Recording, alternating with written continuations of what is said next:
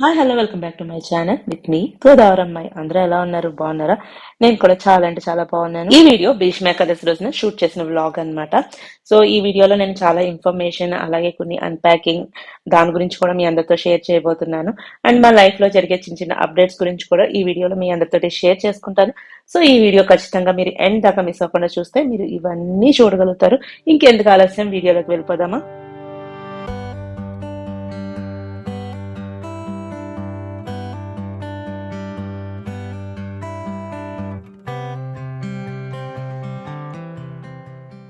As usual గా morning పని అంతా కంప్లీట్ చేసుకుని మార్నింగ్ వాక్ అయితే వచ్చాను. వెళ్తూ వెళ్తూ పార్క్ లో కొన్ని పువ్వులు అవన్నీ కోసుకున్నాను అనమాట. ఆ రోజు తాంబూలాలు ఇచ్చుకునేది ఉంది, ఎక్కువ పువ్వులు కావాలి అని చెప్పేసి పువ్వులు కూడా కోసుకున్నాను. అలాగే ఏదైనా డెకరేషన్ కూడా ఏదైనా కొన్ని పువ్వులు కావాల్సి వస్తే పార్క్ లో అయినా ఉంటే అవి కట్ చేసుకుని వస్తూ ఉంటాను అనమాట, వాకింగ్ అంతా కంప్లీట్ అయిపోయాక. అండ్ ఈ తొట్టిల్లో మొన్న తెచ్చాను అనమాట ఈ చిన్న చిన్న పువ్వులు, గడ్డి పువ్వులు ఉంటాయి కదా, కలర్ఫుల్ గా భలే అనిపిస్తున్నాయి మార్నింగ్ లేచి బయటకు వచ్చేసరికి. అండ్ దేవుడి కోసం అయితే కొన్ని పువ్వులు, ఇంకా ఇంట్లో ఉన్నవి కూడా మందారాలు అవన్నీ కట్ చేసుకున్నాను అనమాట. ఇంకా రోజు ఎలాగో భీష్మ ఏకాదశి పూజ ఉంది కదా, అండ్ పూజ అయితే పర్టికులర్ గా ఫుల్ గా చేసే అంత టైం లేదు, ఓపిక లేదు. ఎందుకంటే మాకు ఆ రోజు మార్నింగ్ పని మనిషి కూడా రాలేదనమాట. ఓన్లీ బయట క్లీన్ చేస్తుంది, ఆ అమ్మాయి కూడా రాలేదు. సో అదంతా చేసుకుని ఇంట్లో పూజ చేసుకునేటప్పటికి ఇంకా వీడియోస్ కూడా ఏం షూట్ చేయలేదు. గబగబా ప్రసాదం తయారు చేసి ఇంట్లో పూజ చేసుకొని ఇంకా గుడికి అయితే వచ్చాము. ఆ రోజు స్వామిని చక్కగా చందనంతో అలంకరించారు. చాలా బాగుంది అసలు, చూడ్డానికి అలా చూస్తూ ఉండాలనిపించింది కొన్ని నిమిషాలు. తర్వాత అక్కడ గుడిలోనే చాలా మంది భగవద్గీత చదువుతూ ఉన్నారనమాట. కొంతసేపు కూర్చుని అలా వింటూ ఉన్నాము. మనకు చదవడం ఎలాగ రాదు, కనీసం విన్నా కూడా పుణ్యమే కదా అని చెప్పేసి వాళ్ళని అలా చూస్తూ ఉన్నా అనమాట. అమ్మ వాళ్ళైతే భీష్మ ఏకాదశి రోజున అలా భగవద్గీత అవన్నీ కూడా చదువుతారు. ఎందుకో భగవద్గీత ఎప్పుడు చదివే అవకాశం నాకు రాలేదు. ఎప్పుడైనా ట్రై చేయాలి అని అనిపిస్తుంది ఇలా విన్నప్పుడల్లా. అండ్ ఇద్దరం కొంతసేపు అలా కూర్చుని తర్వాత దర్శనం అంతా అయిపోయాక ఇంటికైతే వచ్చేసాము. ఆ రోజు నేను వేసుకున్న డ్రెస్ వచ్చేసి బ్లాక్ అండ్ రెడ్ అన్నమాట. సో నా ఫేవరెట్ కాంబినేషన్ అది. సో మీలో ఎంతమందికి black and red colour combination ఇష్టమో కామెంట్ చేసి చెప్పండి. సో ఇంటికైతే వచ్చేసాం కదా, మళ్ళీ పని షురు. సో వెళ్ళేదాకా పని చేసుకుంటూనే ఉండాలి, వచ్చిన దగ్గర నుంచి పని చేసుకుంటూనే ఉండాలి.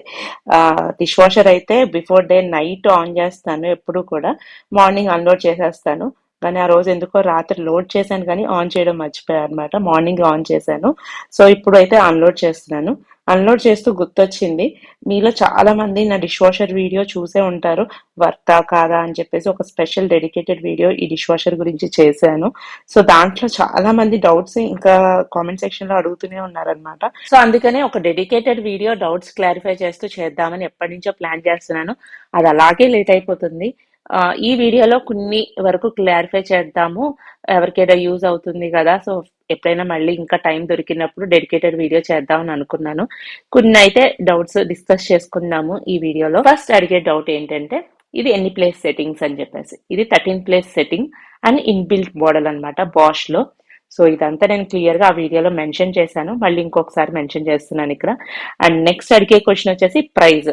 ప్రైస్ ఎంత అని అడుగుతారు. ఇది వచ్చేసి 2 years బ్యాక్ మేము పర్చేస్ చేసినప్పుడు 55,000 అయితే పడిందండి. సో అది ఇప్పుడు ఎంత ఉంది ప్రైస్ అనేది నాకు తెలీదు, అప్పటి ప్రైస్ నేను ఇక్కడ మెన్షన్ చేస్తున్నాను. ఇంకొకటి, ఈ ప్లాట్ఫామ్ హైట్ ఎంత ఉండాలి డిష్ వాషర్ పెట్టించుకోవాలి అంటే కూడా అని చాలా మంది అడుగుతారు. ఈ హైట్ వచ్చేసి అంటే కింద నుంచి ప్లాట్ఫామ్ వరకు పైకి వచ్చేసి 85 centimeters హైట్ అండి ఇది. అండ్ ఇంకో క్వశ్చన్ ఏంటంటే, మీరు ఇది అమెజాన్ లో పర్చేస్ చేశారా, ఎక్కడ పర్చేస్ చేశారో అని అడుగుతూ ఉంటారు. ఇది అమెజాన్ పర్చేస్ కాదండి, మేము డైరెక్ట్ గా షోరూమ్ కి వెళ్ళే పర్చేస్ చేసాము. కాసా ఎలక్ట్రానిక్స్ అని చెప్పేసి కేపీహెచ్పి రోడ్ నెంబర్ 1 అనుకుంటా అక్కడ ఉంది షాప్.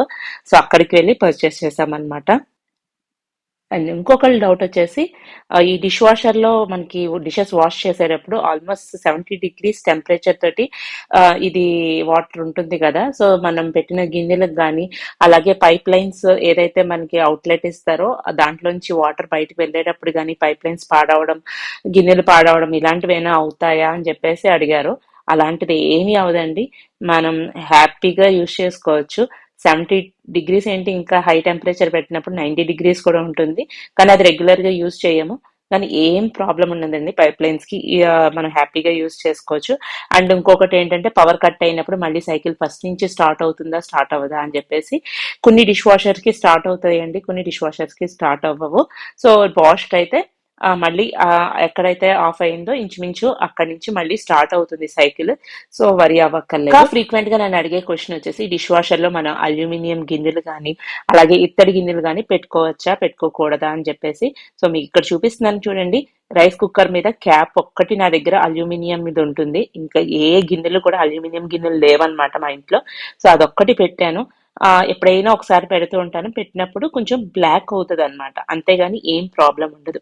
సో అలాగే నేను ఇక్కడ ఒక ఇత్తడి గిన్నె కూడా పెట్టాను చూడండి. కొంచెం కలర్ చేంజ్ అవుతుంది అంతేగాని అంతకన్నా ఏం అవ్వదు. వేడి నీళ్ళు ఇత్తడి గిన్నె మీద పడినప్పుడు కొంచెం ఆ డిఫరెన్స్ ఉంటుంది కదా, ఆ డిఫరెన్సే.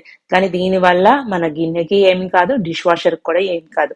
కానీ అల్యూమినియం గిన్నెలు పెట్టినప్పుడు మటుకు చూసుకుని పెట్టుకోవాలండి. ఈ వేడి నీళ్ళు పడడం వల్ల తెలీదు, ఈ డిటర్జెంట్ మనం ఏదైతే డిష్ వాషర్ లో యూజ్ చేస్తాం కదా దాని వల్ల తెలీదు, ఆ అల్యూమినియం గిన్నెలు అనేవి కొంచెం రఫ్ గా అయిపోయే అవకాశం ఉంది. అది కూడా టెంపరీ అన్నమాట. మామూలుగా మనం విడిగా ఎప్పుడైనా వాష్ చేసినప్పుడు 2-3 సార్లు వాష్ చేసుకుంటే మళ్ళీ నార్మల్ గా అయిపోతుంది. మోస్ట్లీ అల్యూమినియం గిన్నెలు డిష్ వాషర్ లో అవాయిడ్ చేస్తే మంచిది. నేను డైలీ యూజ్ చేసే ఎలక్ట్రిక్ కుక్కర్ కూడా లోపల వచ్చే పాట్ వచ్చేసి స్టీల్ పాటే కాబట్టి నాకైతే ఇబ్బంది లేదు. సో ఆ సైజ్ వరకు మనం ఏదైతే 5 లీటర్స్ రైస్ కుక్కర్ ఉంటుంది కదా, సో ఇక్కడ మీరు చూస్తారు ఆ రైస్ కుక్కర్ సైజ్, ఆ సైజ్ వరకు మనం దీంట్లో పెట్టుకోవచ్చండి, ప్రాబ్లం ఏం లేదు.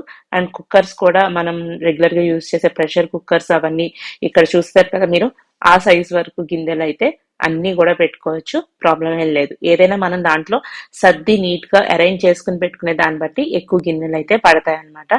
సో కొంచెం ఓపిక్ గా మనం ఈ డిష్ వాషర్ లో గిన్నెలు సర్దుకునేటప్పుడు అయితే సర్దుకోవాలి. సో డిష్ వాషర్ గురించి అదండి కొంచెం ఎక్స్ట్రా ఇన్ఫర్మేషన్. మీరు కామెంట్స్ లో అడిగింది నేను కామెంట్స్ లో ఆల్రెడీ రిప్లై చేశాను. కొత్త వాళ్ళు ఎవరైనా ఈ వీడియో చూస్తున్నారు, ఇంకా డౌట్స్ ఉన్నాయి అనుకుంటే డిష్ వాషర్ ఇంకా పెట్టించుకోవాలి అని అనుకుంటున్నాము, ఇంకా డీటెయిల్ ఇన్ఫర్మేషన్ కోసం ఆ వీడియో చూడలేదు అంటే లింక్ అనేది డిస్క్రిప్షన్ బాక్స్ అలాగే పైన ఐ కార్డ్స్ లో ఇస్తాను, తప్పకుండా చూడండి. దాంట్లో అయితే అసలు డిష్ వాషర్ పెట్టించుకోవడం ఎవరికి యూజ్ అవుతుంది అండ్ ఎవరికి సెట్ అవుతుంది, మన వాటర్ లో హార్డ్నెస్ లెవెల్స్ ఎంత వరకు ఉంటే మనకి డిష్ వాషర్ పెట్టించుకుంటే పని అవుతుంది, అండ్ దీని సైజ్ ఏంటి, హైట్ ఏంటి, డెప్త్ ఏంటి, మెజర్మెంట్స్ ఎలా చూసుకోవాలి, ఎలా ప్లాన్ చేసుకోవాలి అని ప్రతిదీ డీటెయిల్డ్ గా ఇన్ఫర్మేషన్ నేను ఇచ్చాను. సో ఒకసారి చూడండి, మీకు కంపల్సరీ యూజ్ అవుతుంది. సో మొత్తానికి మీ అందరితోటి అలా ఇన్ఫర్మేషన్ షేర్ చేస్తూనే సామాన్లన్నీ కూడా ఎక్కడివక్కడ సర్దేశాను. సో ఇంకా కిచెన్ అయితే నీట్ గా అయిపోయింది అని అనుకున్నాను, కానీ ఎప్పటికీ అది నెవర్ ఎండింగ్ ప్రాసెస్ ఏనండి. సో ఇలా కంప్లీట్ అయ్యిందో లేదో మళ్ళీ వెంటనే లంచ్ టైం అయిపోయింది. సో లంచ్ కి ప్రిపరేషన్స్ అయితే స్టార్ట్ చేసేయాలి. రోజు పొద్దున్నే అయిపోతుంది లంచ్ ప్రిపరేషన్, కానీ ఆ రోజు మార్నింగ్ మోనిష్కి వచ్చేసి కర్డ్ రైస్ ఒక్కటే చేసి ఇచ్చానమాట. ఆ రోజు ఆడికి స్టమక్ కొంచెం అప్సెట్ గా ఉంది అంటే, సో మా కోసం ఆ రోజు పాలక్ పన్నీర్ రైస్ చేస్తున్నాను. సో ఫాస్ట్ గా అయిపోతుంది అండ్ మనకు కావాల్సిన న్యూట్రియంట్స్ అన్ని కూడా ఒక సింగిల్ డిష్ లో వచ్చేస్తుంది కదా అని చెప్పేసి ఇలా ప్లాన్ చేసుకున్నాను అనమాట. మనకి చేసుకోవడానికి ఓపిక లేనప్పుడు, మూడ్ లేనప్పుడు ఇలా సింగిల్ పాట్ డిషెస్ అయితే చాలా హ్యాండీగా ఉంటాయండి. ఎక్కువ వెజ్జీస్ వేసుకుని తక్కువ రైస్ క్వాంటిటీ పెట్టుకుని చేసుకుంటే నిజంగా హెల్త్ కి హెల్త్ ఉంటుంది, టేస్ట్ కి టేస్ట్ ఉంటుంది, ఈజీగా కూడా అయిపోతుంది. సో దీంట్లో మనం పాలక్ వేస్తున్నాం కాబట్టి ఐరన్ కంటెంట్ మనకి అందుతుంది, అలాగే పన్నీర్ వల్ల ప్రోటీన్, అలాగే రైస్ వల్ల మనకు కొన్ని కార్బోహైడ్రేట్స్ కూడా ఎనర్జీ కోసం అందుతాయి అన్నమాట. సో నాకైతే ఇది చాలా కన్వీనియంట్ గా అనిపిస్తుంది, అప్పటికప్పుడు ఫాస్ట్ గా కూడా అయిపోతుంది అనిపిస్తుంది. సో దీనికోసం ఒక కడాయి పెట్టుకుని అండ్ దాంట్లో కొంచెం నూనె అలాగే కొంచెం నెయ్యి అన్నమాట, కొంచెం రెండు కలిపితే టేస్ట్ బాగుంటుంది అని ఇప్పుడు అలా యాడ్ చేస్తూ ఉంటాను పులావ్స్ అలా చేసినప్పుడు. అండ్ దాంట్లో కొన్ని బిర్యానీ ఆకు కూడా యాడ్ చేస్తున్నాను, 2 ఇలాచి అలాగే ఒక 3 to 4 లవంగా కూడా యాడ్ చేస్తున్నాను. సో నేనైతే కొంచెం స్పైసీ తక్కువగానే యాడ్ చేస్తున్నాను, ఎందుకంటే దీంట్లో పాలక్ అండ్ పన్నీర్ ఫ్లేవర్ ఎక్కువగా ఉండాలి అండ్ ఎక్స్ట్రా ఏమి మసాలాస్ ఏమి ఉండద్దు ఎక్కువగా ఘాటుగా అని చెప్పేసి. తర్వాత కొన్ని ఆనియన్స్ కూడా వేసి సాటే చేసిన తర్వాత జింజర్ గార్లిక్ పేస్ట్ అయితే వేస్తున్నాను. ఎప్పుడు నాకు అల్లం వెల్లుల్లి పేస్ట్ ఫ్రిడ్జ్ లో హ్యాండీగా ఉంచుకుంటాను అనమాట. సో ఒక 1 week to 10 days వచ్చేలాగా పేస్ట్ చేసుకుని పెట్టుకుంటాను. సో క్విక్ గా అయిపోతుంది నా ప్రాసెస్. తర్వాత వచ్చేసి ఇలా పాలక్ అండ్ 2 పచ్చిమిరపకాయలు వేసి పేస్ట్ చేసుకున్నాను. ఆ పేస్ట్‌ని అయితే దీంట్లో యాడ్ చేసుకొని ఒకసారి మిక్స్ చేసుకుంటున్నాను. పాలకూరలో ఉన్న పచ్చివాసన అంతా పోయేంత వరకు ఒక 2 మినిట్స్ ఫ్రై చేసి అండ్ ఇదే స్టేజ్‌లో పన్నీర్ కూడా యాడ్ చేయాలి. నేనైతే వీడియో షూట్ చేసే హడావుడిలో పన్నీర్ వేయడం మానేసి డైరెక్ట్ వాటర్ అయితే యాడ్ చేసేసాననమాట. అండ్ మీరైతే ఒకసారి పన్నీర్ వేసుకుని ఫ్రై చేసుకున్నాక అప్పుడు వాటర్ యాడ్ చేసుకోండి. ఇప్పుడు నేను ఇక్కడ యాడ్ చేసే పన్నీర్ పీసెస్ వచ్చి కొంచెం రెడ్ కలర్ లో కనిపిస్తాయి, కంగారు పడకండి. ఆ పన్నీర్ ని నేను ఉప్పు కారంలో మ్యారినేట్ చేశాను వేరే రెసిపీ కోసం. అది మిగిలిపోతే ఫ్రిడ్జ్ లో పెట్టుకున్నా, అది ఇప్పుడు యూజ్ చేసేస్తున్నాను అనమాట, అందుకే అలా ఉంది.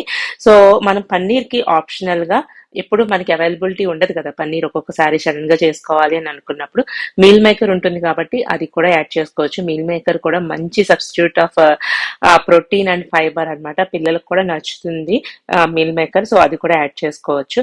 అండ్ నెక్స్ట్ వచ్చేసి దీంట్లో ఫైనల్ గా నేను కొంచెం గరం మసాలా అయితే వేసుకుంటున్నాను. అండ్ ఇది బాగా కొంచెం అండి, 1 టీ స్పూన్ అలా వేసుకున్నాను అంతే.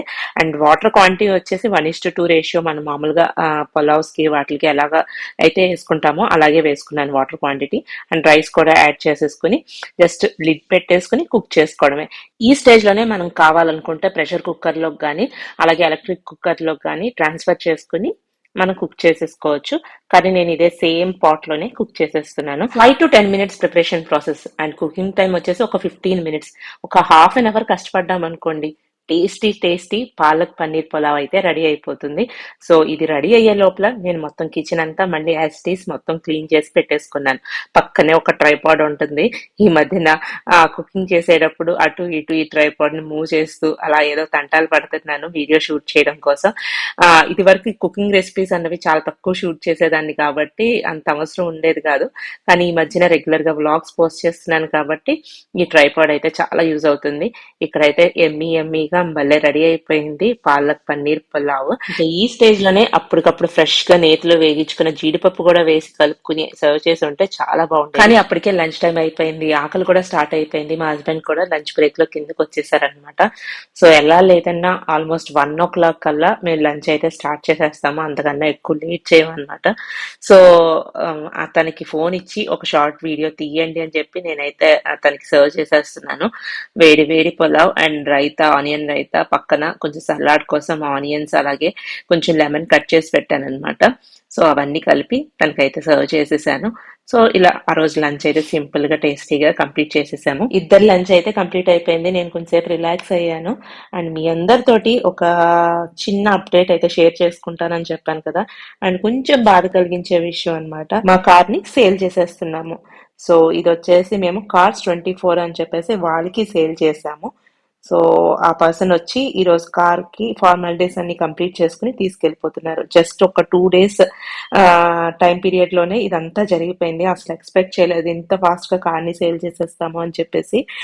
ఎందుకంటే ఇది మేము ఇండియా షిఫ్ట్ అయిన వెంటనే సెకండ్ హ్యాండ్ కార్ పర్చేస్ చేసామన్నమాట. నాకు కానీ మా హస్బెండ్ కానీ కార్ డ్రైవింగ్ రాదు అప్పటికి. సో ఎందుకైనా మంచిది అని చెప్పేసి సెకండ్ హ్యాండ్ కార్ అయితే మనకి భయం ఉండదు కదా అని అలా పర్చేస్ చేసామన్నమాట. కానీ మాకు ఈ 2.5 years ఎంత బాగా యూజ్ అయిందంటే ఈ కారు అంత బాగా యూజ్ అయింది. మైలేజ్ కూడా చాలా బాగా వస్తుంది అనమాట, 21-22 kilometers per liter వస్తుంది. సో ఈ మధ్య కాలంలో అంత మైలేజ్ వచ్చే కార్స్ కూడా ఉండట్లేదు కదా. సో ఈ కార్ లోనే చాలా మెమరీస్ ఉన్నాయి, చాలా ట్రిప్స్ చేసాం, చాలా ట్రావెలింగ్స్ చేసాం. ఈ ఇంటీరియర్ వర్క్ చేయించుకున్నప్పుడు కూడా ఇంటికి డైలీ ఆల్మోస్ట్ ఒక 120 kilometers దాకా ఈ కార్ లో ట్రావెల్ చేసేవాళ్ళము. ఇక్కడ దాకా వచ్చి మేము వర్క్స్ అన్ని చేయించుకుని మిడ్ నైట్ కూడా మళ్ళీ 11-12కి ఇదే కార్ లో మళ్ళీ ఇంటికి వెళ్ళి చేరేవాళ్ళం. మళ్ళీ ఎర్లీ మార్నింగ్ 5 అంతా స్టార్ట్ అయ్యి ఇంటికి వచ్చేవాళ్ళం. ఇంకా చెప్పాలంటే ఆ ఇంటీరియర్ వర్క్స్ చేయించుకునే టైంలో మాకు సెకండ్ హౌస్ అనే చెప్పుకోవాలి ఇది కారు. ఎందుకంటే మార్నింగే మేము లంచ్ బాక్స్ ప్రిపేర్ చేసుకుని తీసుకొచ్చుకునే వాళ్ళం. కానీ లంచ్ తినడానికి ఇంట్లో ఫుల్ వర్క్స్ జరిగేవి కాబట్టి మట్టి మట్టిగా ఉండేది ఎక్కడ కూర్చోవాలన్నా తినడానికి. మళ్ళీ ఈ కార్లోనే కూర్చుని లంచ్ చేసేవాళ్ళము. ఇంకా ఎండ ఎక్కువగా ఉన్న బయట నుంచో లేక వర్క్స్ జరుగుతున్నప్పుడు ఈ కార్లోనే కూర్చునేవాళ్ళం అనమాట, ఏసీ వేసుకుని. సో అలా యూజ్ అయ్యింది మాకు. అండ్ ఫైనల్లీ దీన్ని అయితే ఎక్స్చేంజ్ చేసే టైం అయితే వచ్చేసింది. చాలా మెమరీస్. తర్వాత మేము ఈ లోపల సీట్ కవర్స్ అవన్నీ కూడా మార్చుకున్నాము.